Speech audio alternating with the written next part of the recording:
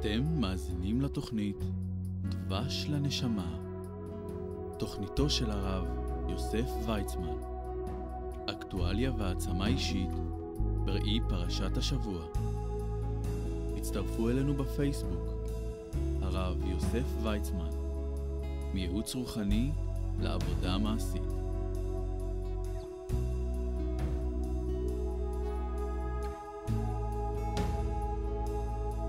שלום וברכה ויום מבורך לכל המאזינים היקרים.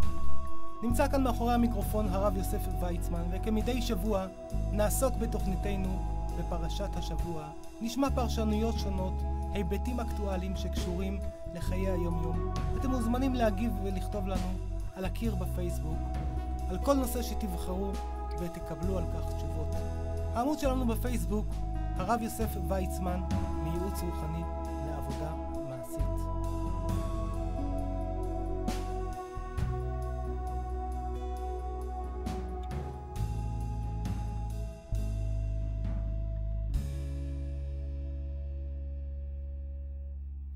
מאזינים יקרים, שלום וברכה.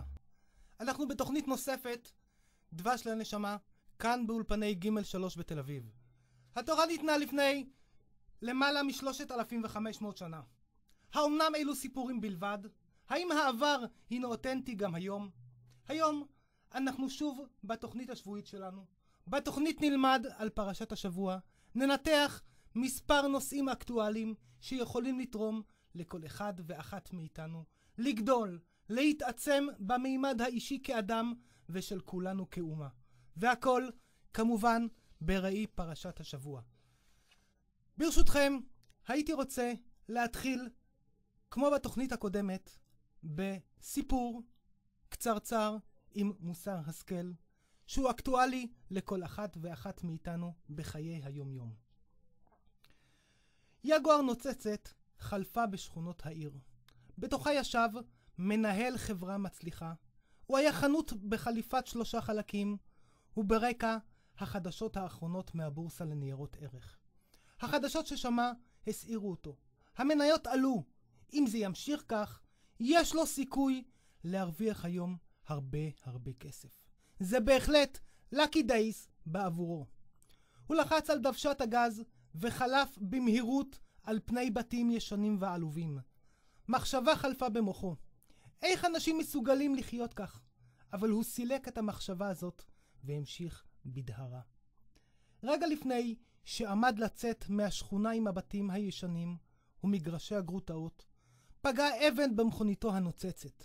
הייתה זו אבן קטנה והיא לא גרמה לנזק רב, אבל זה הספיק לו בשביל להרוס לו את היום שהתחיל בצורה כל כך יפה. הוא עצר את המכונית בחריקה שהותיר ריח חרוך וסימנים שחורים על הכביש. הוא קפץ על המדרכה ואחז בחוזקה בזרועותיו של הילד שזרק את האבן. מה זה צריך להיות? שואג האיש בחליפה. משעמם לך? אתה יודע איזה נזק יכולת לגרום עם האבן שזרקת? האמן לי שאם הייתי מזמין עכשיו משטרה, היו שולחים אותך למוסד לעבריינים צעירים. למה עשית את זה? הילד היה אדום. עיניו היו מצועפות בדמעות. הוא הצביע לכיוון המדרכה ואמר, מצטער אדוני, אבל לא ידעתי מה לעשות. אח שלי, הנכה, נפל מכיסא הגלגלים שלו. הוא נחבל ונפצע, ובשום פנים ואופן לא הצלחתי להרים אותו לבדי. הוא שוכב כאן כבר המון זמן. אף אחד לא עצר לי. תאמין לי שניסיתי. והוא פורץ בבכי סוחף. ואז פונה אל המנהל העמום, בבקשה, האם תוכל לעזור לי בבקשה להרים אותו? באמת שלא התכוונתי לעשות לך משהו רע, אבל לא הייתה לי ברירה אחרת. הנהג היה עמום. פתאום הוא שם לב עד כמה הוא היה מכונס בעצמו. סגור בתוך המכונית, המכונית הממוזגת, שקוע בריפודי האור, שהוא לא היה מסוגל לראות ילד קטן שמשווע לעזרה. הוא הבין פתאום שכל הנהגים שחלפו בכביש הזה התנהגו בדיוק כמוהו, חיים בתוך בועה ולא מסוגלים להקשיב לקריאותיהם של הזקוקים לעזרה. הוא ניגש אל הנער ששכב על הרצפה, הרים אותו בעדינות על כיסא הגלגלים שלו, הוציא מכיסו מטפחת בד נקייה ויקרה, וניקה את פצעיו. אני חושב שהוא יהיה בסדר, אומר הנהג לאח האחראי. אלו רק פצעים קלים, לא יקרה לו שום דבר גרוע. ואם אתה צריך עזרה, אני מוכן להסיע אותך לאן שתצטרך. בפעם הבאה אני מבטיח לך שאשתדל להיות קשוב יותר לקריאתם של הנזקקים. תודה, ושאלוהים יברך אותך, אומר הילד. לא מזמן חזרתי מסבב הרצאות בניו יורק. שם ראיתי כיצד יכול אדם לשכב פצוע באמצע הרחוב, ואיש לא יטרח לעזור לו. בשנים האחרונות שמענו על מקרים כאלו גם בארצנו הקטנטונת, ארצנו הקדושה, ארץ ישראל. ילד נפגע בעת שחצה במעבר חצייה, הוא עף לצידי הכביש, ודקות ארוכות חלפו, עד שמישהו עצר להזעיק עזרה.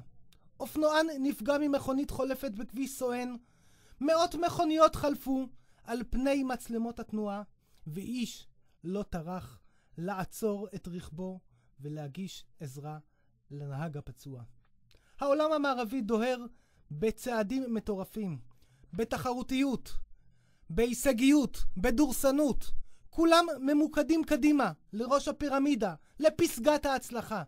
אנשים מפחדים שאם הם יעצרו להקשיב לזולת, הם לא יצליחו להמשיך בריצת המרתון המטורפת. החלונות סגורים היטב, משקפי השמש מכסים את העיניים, ולא רואים אף אחד ממטר או ממשבצת של מחברת חשבון. זעקות הזקוקים לעזרה מתדפקות על החלונות ונעטפות לאחור, כי אין מי שישמע. לא זו דרכנו. עם ישראל הוא עם שמחובר אחד לשני. עם שבכל אחד הוא חלק מיחידה אחת גדולה.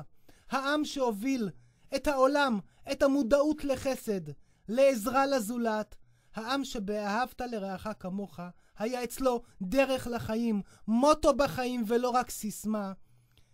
אל נחכה שיזרקו עלינו אבנים בכדי שנבגדה למצוקה.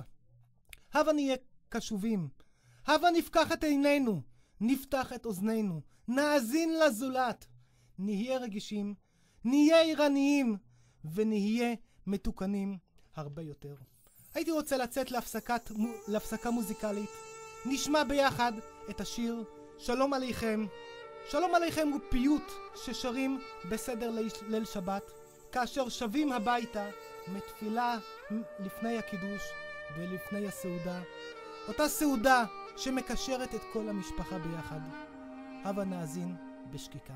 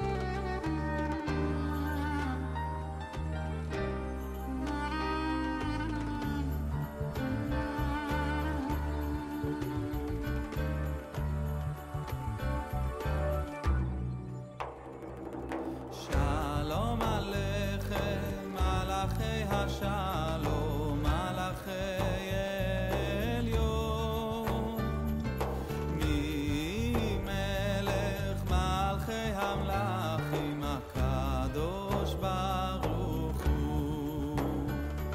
שלום עליכם מלאכי השלום מלאכי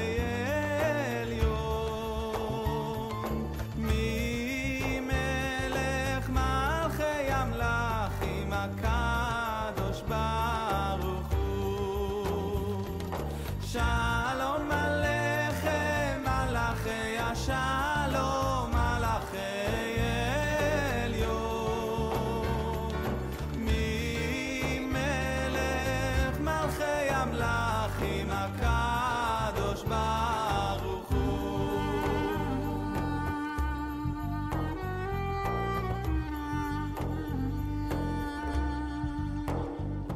ברכוני לשלום מלאכי השלום מלאכי עליון ממלך מלכי המלאכים הקדוש ברוך הוא.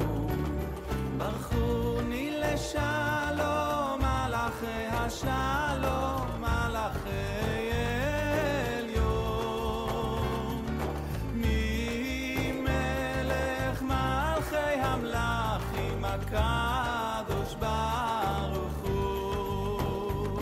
ברכוני לשלום מלאכי השלום מלאכי עליון ממלך מלכי המלאכים הקדוש ברוך הוא.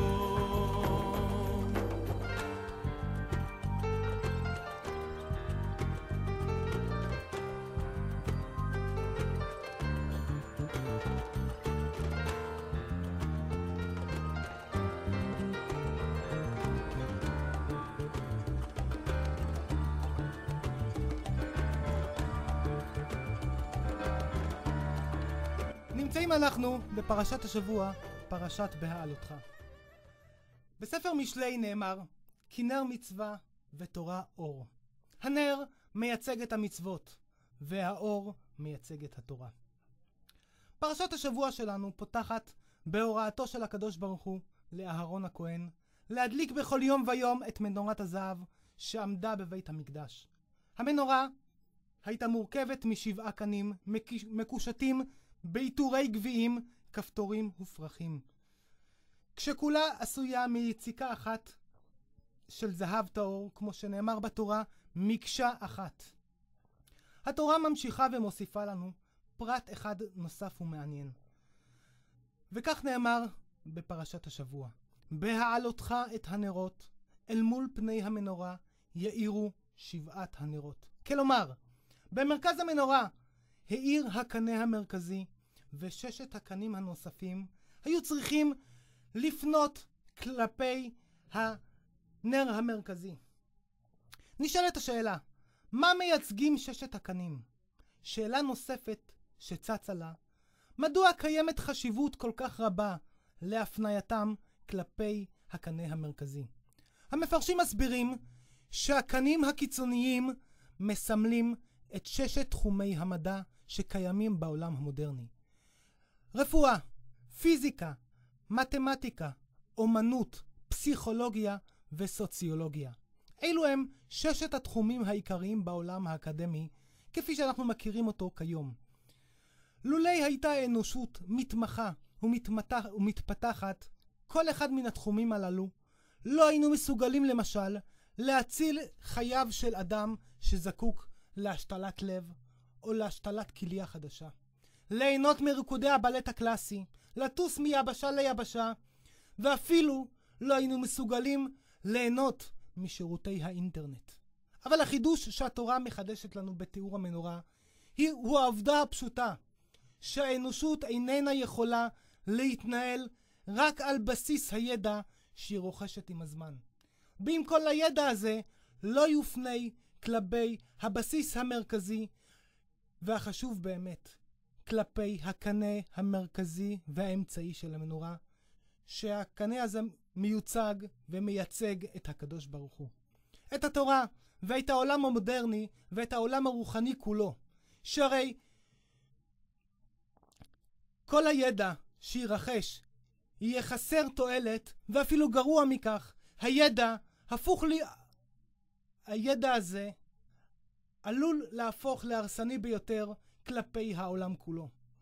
כולנו יודעים שיוון העתיקה הייתה פעם אימפריה אדירה. היוונים קיימו בעולם את מושגי היופי והאסתטיקה, האופנה, סעודות הפאר, המוזיקה, האומנות, האתלטיקה, הספורט ועולם הבידור.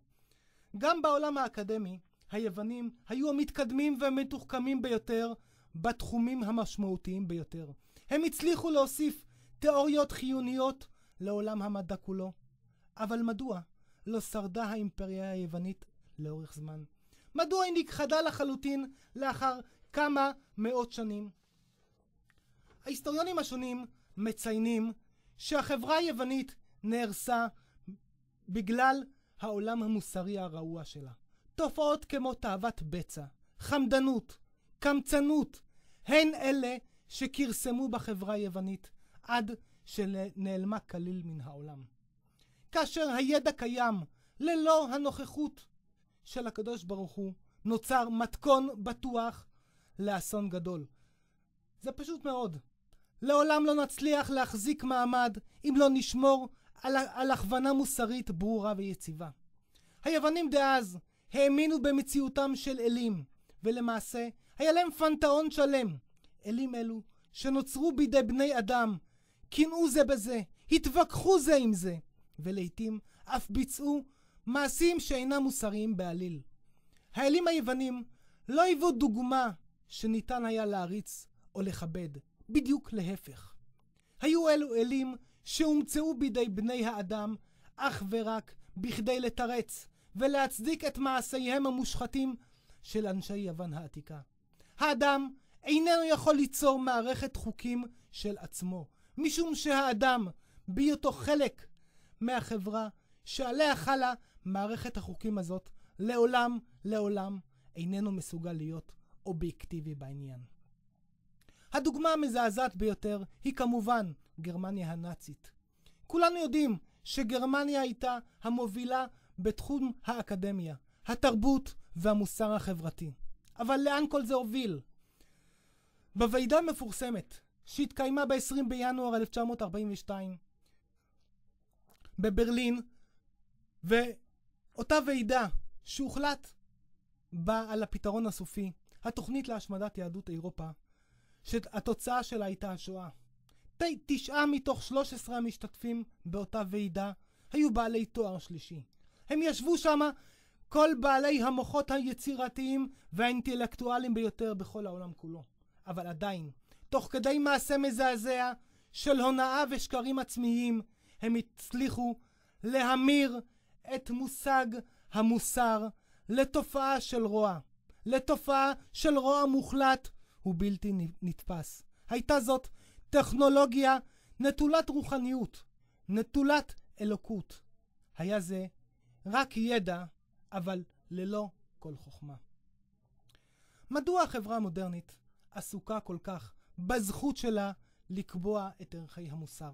המדרש מספר שלפני קבלת התורה בהר סיני, הקדוש ברוך הוא פונה אל כל שאר אומות העולם והציע להם לקבל את התורה. מה בדיוק כתוב בה? שאלו שאר האומות.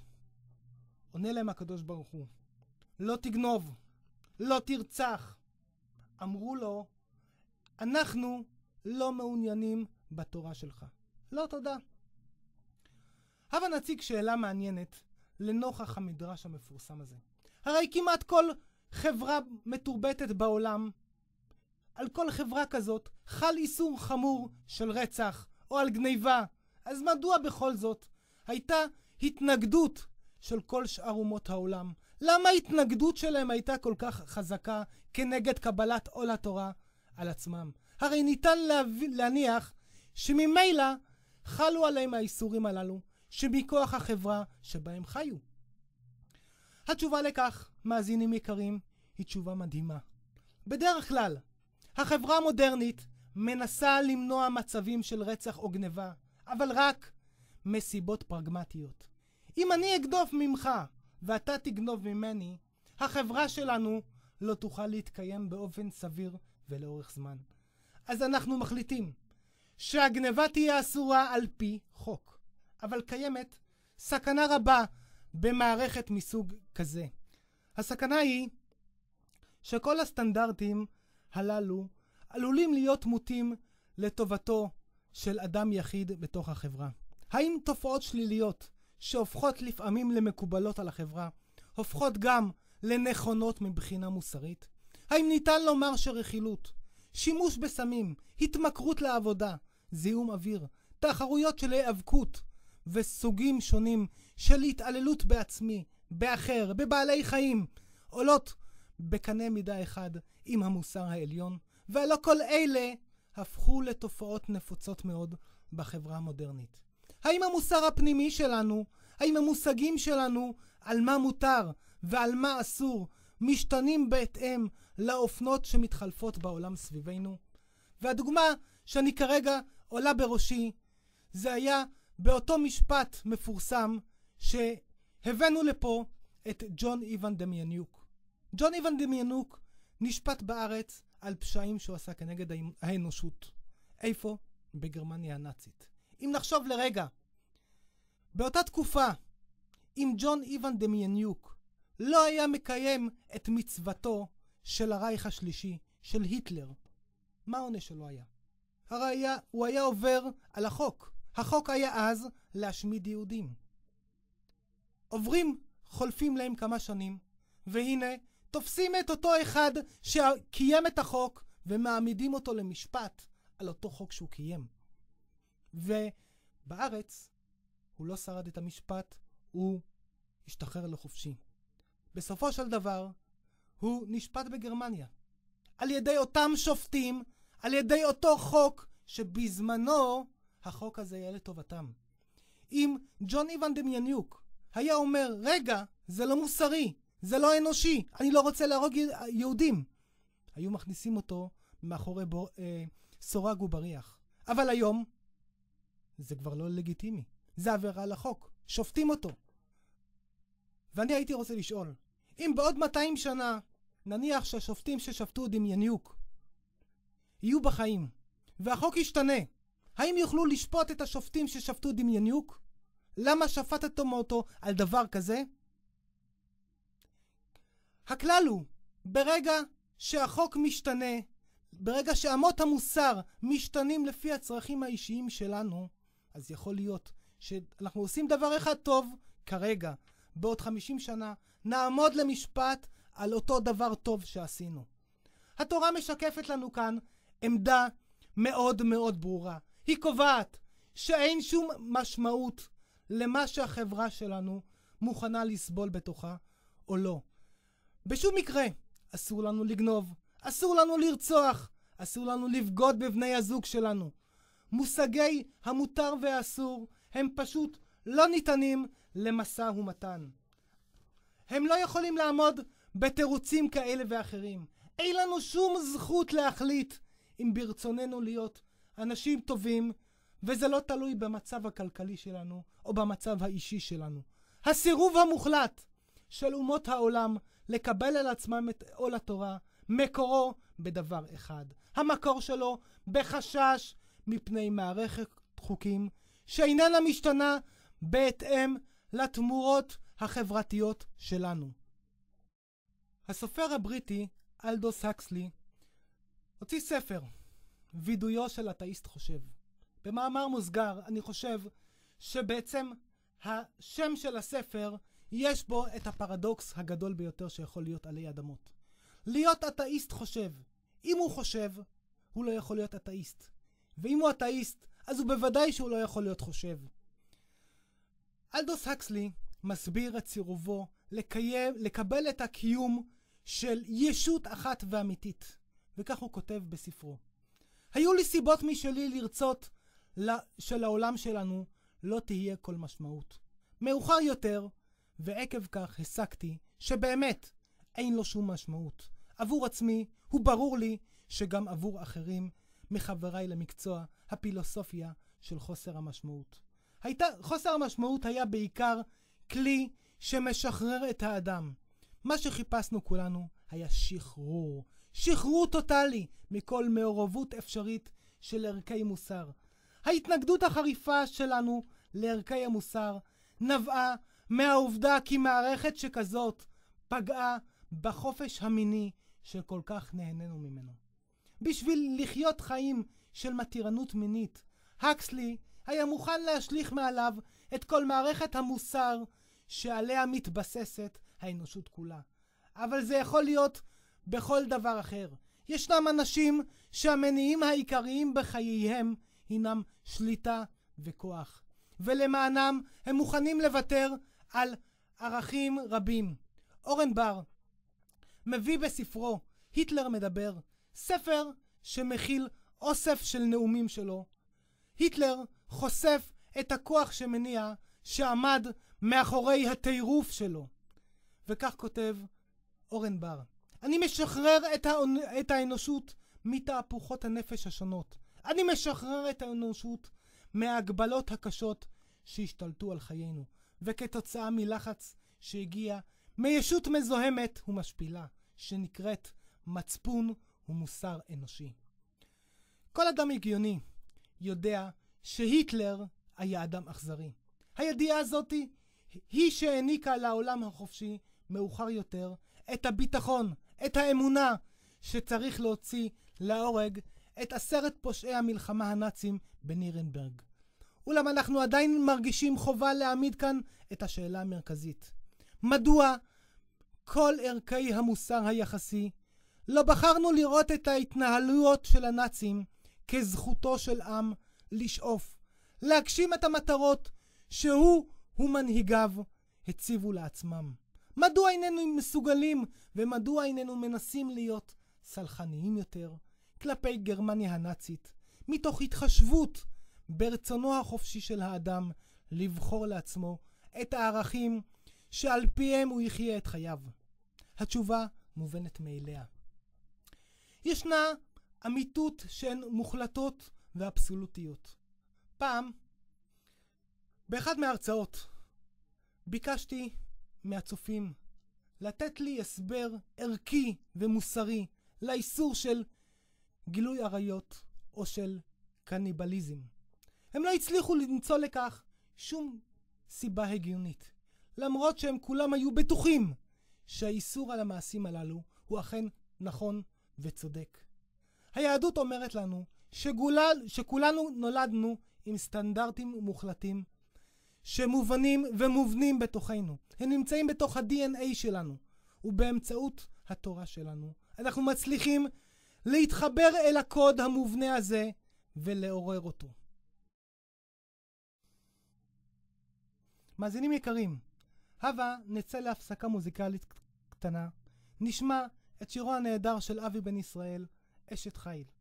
לאחר 6 ימים של עמל בבית ומחוצה לו, בלחץ היומיומי, בריצות היומיומיות בין הילדים, העבודה, הבית, הניקיונות, הקניות, מגיע רגע בו הכל נעצר. הזמן עומד מלכת. כל בני הבית עומדים ומכבדים את מי שעומד במרכזו של העמל, במרכזה של הטרחה, הדאגה התמידית לתפקודו התקין של הבית. איזה משנה באיזה לחן מושר אשת חיל, אבל בכל לחן מילותיו של השיר מדברות בעד עצמן. כל פסקה ופסקה בשיר מבטא את אותה הערכה כלפי האישה, כלפי הרעיה שבמהלך השבוע המהיר, הלחוץ, קשה לנו לבטא. מיקומו היחידי של השמעת השיר בערב שבת, באווירה השלווה, באווירה הביתית. לאור נרות השבת, המפה הלבנה, שמוסיפים הוד ויקר למשמעות ולמילותיו של השיר, ובעיקר מהווים הערכה כנה לאותה אחת שמוקדש לה השיר אשת חיל. מי ייתן ונזכה לשיר את השיר הזה מתוך אושר ושמחה, מתוך רוב נחת לשנים רבות, ועם הרבה הרבה דבש בנשמה.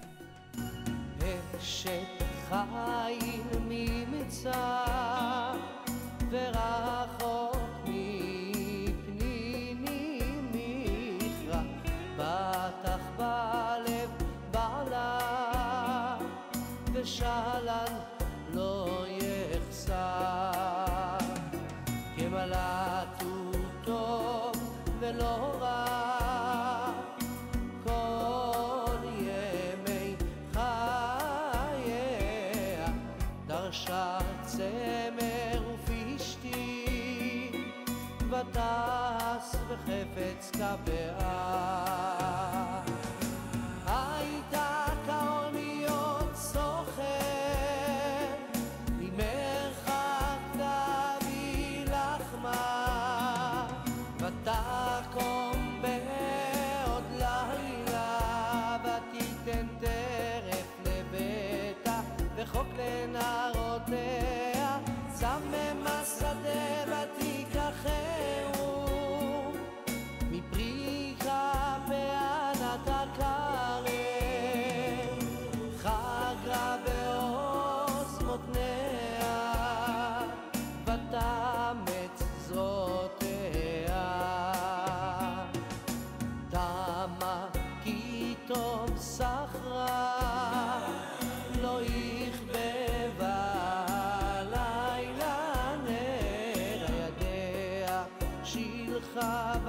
מישור וחפאתם חופה הלב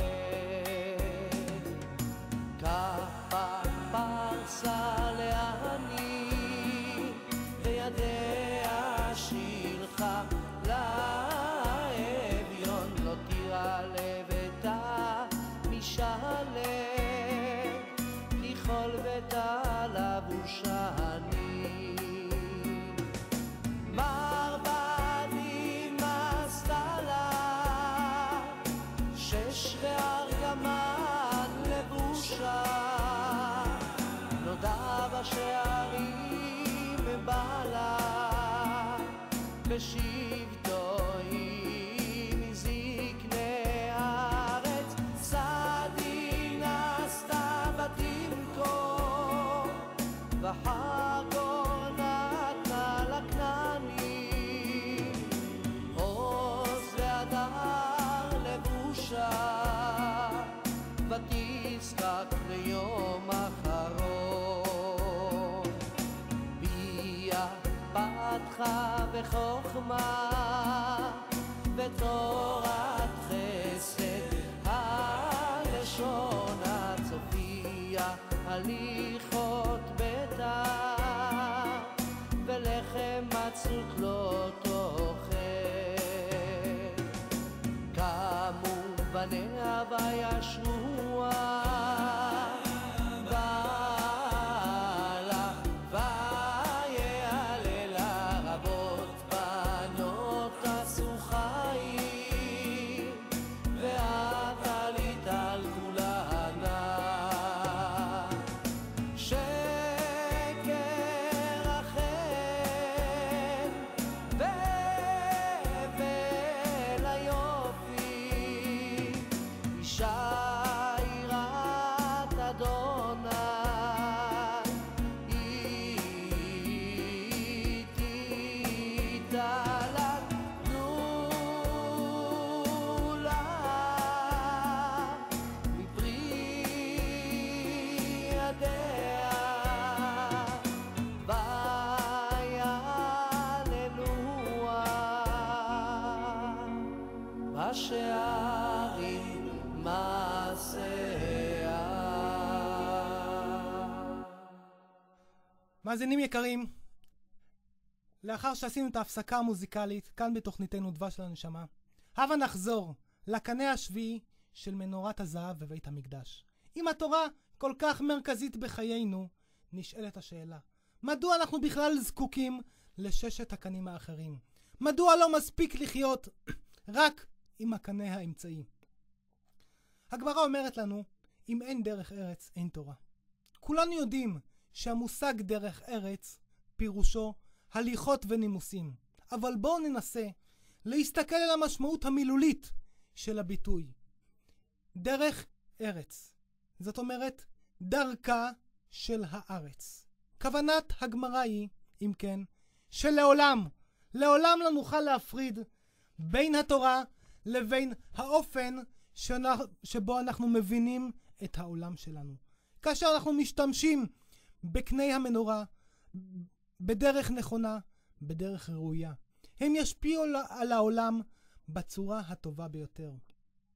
רבנו משה בן מימון, הרמב"ם, הנשר הגדול, שהוא היה הפרשן הגדול ביותר על התורה בכל הזמנים. הוא היה גם רופא מומחה שכתב רבות על נושאים פילוסופיים, מדעיים ומטאפיזיים. הגאון מווילנה, שהיה הרב הגדול ביותר ב300 השנים האחרונות, הוא כתב ספרים רבים בנושאים שונים, בגיאומטריה, באסטרונומיה, באלגברה. ולכן, אנחנו מוצאים בפרשת השבוע שלנו את ההצהרה הברורה, וזה מעשה המנורה. מקשה זהב עד ירחה, עד פרחה, מקשה היא. המנורה עשויה כולה מיציקה אחת של זהב טהור. התורה מלמדת אותנו שיש ליצור את המנורה מגוש אחד שלם של זהב טהור. הציווי הזה מדגיש לנו כיצד כל החוכמות בעולם פועלות יחדיו, וביחד הן יוצרות את העולם השלם ביותר שבו ניתן לחיות. הבה ננסה לחשוב על המקרה הבא. בשנת 1993 אישה אמריקאית בשם ריטה לייקברג, ילדה תאומים סיאמים. הרופאים שטיפלו בה קבעו באופן ודאי ביותר שאם התאומים יישארו מחוברים זה לזה, הם חלקו ביניהם כמה איברים חיוניים שהיו חשובים ביותר לתפקודו של גוף האדם. שניהם ימותו.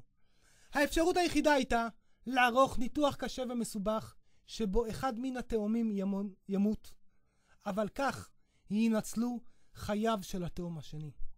מיד קפצו אנשי המוסר וטענו שמדובר פה ברצח בדם קר. הרופאים התמהמהו זמן רב באשר להחלטה הסופית, כיוון שנדרשה כאן החלטה מוסרית מסובכת ביותר, עד שבשנת 1997 הם גילו את פסק ההלכה של הגאון רבי משה פיינשטיין, שהתבסס על מקורות תלמודיים, וכך פוסק באופן ברור וחד משמעי במקרה דומה אבל קצת אחר. הרב פיינשטיין שאל את הרופאים, כיצד אתם מתכוונים לערוך את הניתוח? ענו לו הרופאים, אנחנו עומדים להציל את התינוק הראשון ולהרוג את התינוק השני. הרב פיינשטיין המשיך ושאל אותם, האם אתם יכולים גם לעשות את ההפך? כלומר, האם אתם מסוגלים להרוג את התינוק הראשון ולהציל דווקא את התינוק השני? עונים לו הרופאים, לא, אנחנו לא יכולים אלא אך ורק להציל את התינוק הראשון. בנקודה הזאת הורה להם הרב משה פיינשטיין, זכר צדיק וקדוש לברכה, להמשיך ולבצע את הניתוח המתוכנן. מדוע? משום שעל פי ההלכה היהודית קיים מקרה שבו אדם אחד מאיים באופן ישיר על חייו של אדם אחר, אזי הדבר הנכון והמוסרי לעשות הוא להרוג את הרודף. במקרה שלנו, אומר הרב פיינשטיין, הוא קבע חד משמעית שחייו של התינוק השני הינם איום חמור על חייו של התינוק הראשון, ולכן התינוק השני הוגדר כרודף. כמובן שזה לא מתוך כוונה תחילה, ומשום כך היה מותר לתינוק הראשון למנוע מהתינוק השני להרוג אותו. למרות שהמשתנים הקיימים הם בעולם ובעולם התורה וגם בעולם הרפואה מפורטים מדי מכדי שנתבסס על המקרה הזה לצורך מסקנה גורפת, אבל ניתן עדיין להיווכח בעוצמתה האדירה של התורה על העולם הכללי. הגמרא מציינת שהחלונות של בית המקדש נבנו בצורה מאוד מאוד חריגה ונדירה. בדרך כלל חלונות רגילים בנויים באופן שכזה שבקיר הפנימי הם רחבים ואילו בקיר החיצוני הם צרים יותר. מטרתה של הבנייה הזאת היא לאפשר לכמה שיותר קרני אור לחדור פנימה אל תוך הבית דרך החלונות. אבל בבית המקדש המבנה הזה היה בדיוק הפוך. החלונות היו צרים יותר בקיר הפנימי ורחבים יותר בקיר החיצוני. הסיבה לכך נעוצה בעובדה שבבית המקדש היה אור אלוקי, היה אור מיוחד, היה אור בהיר, כשהמטרה הייתה להפיצו החוצה לכל פינות היקום, לכל הקוסמוס הגלובלי. זו הייתה כוונתו של הנביא ישעיהו, כאשר כינה את עם ישראל בתור אור לגויים. מי שהכניס לעולם שלנו, את חוקי המוסר, את חוקי האתיקה, הרי זה בוודאי העם היהודי. כמובן שלא הייתה זאת ממלכת ספרטה, לא יוון העתיקה, לא הרומאים, לא הפרסיים.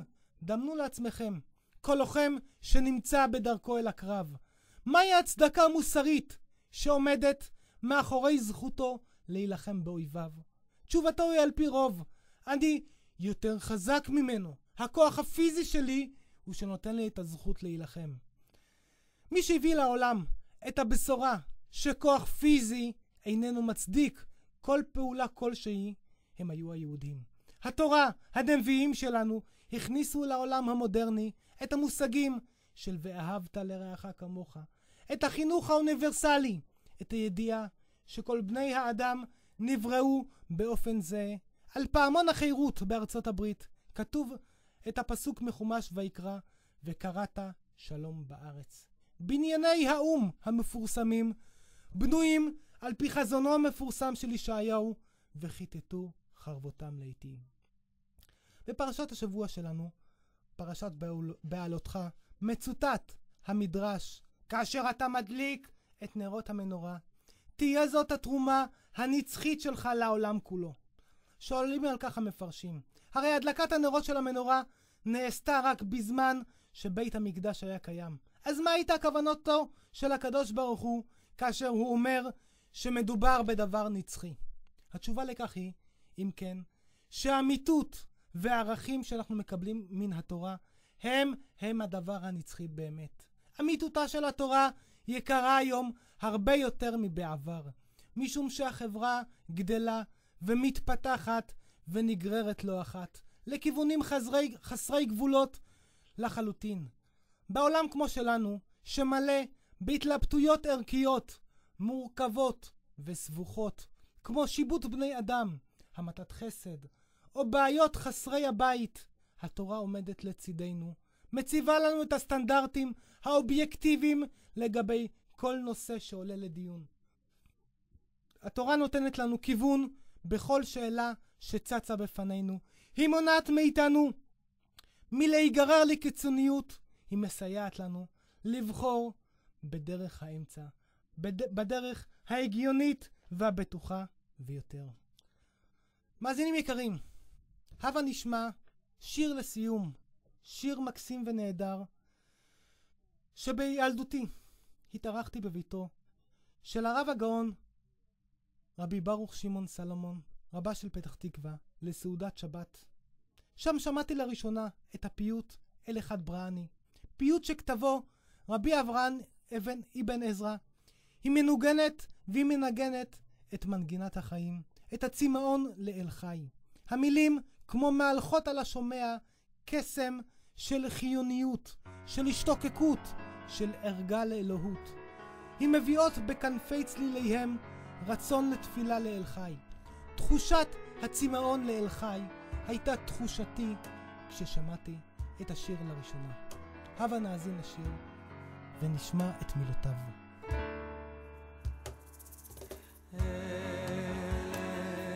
אחד ברני ואמר חי אני כי לא יראני האדם וחי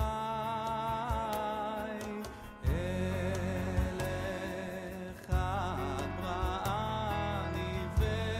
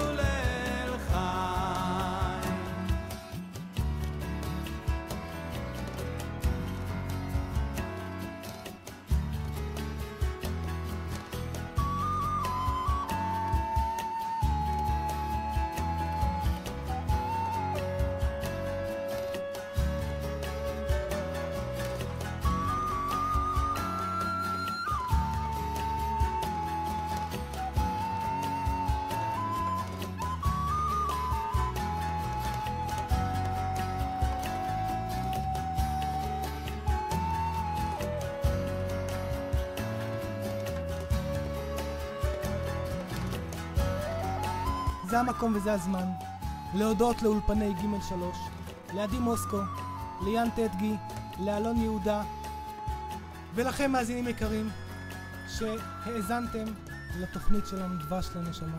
שיהיה לכולנו חיים שלווים, שבוע מאושר עם הרבה בריאות, הרבה אושר והרבה שמחה, וכמובן הרבה דבש בנשמה. להתראות.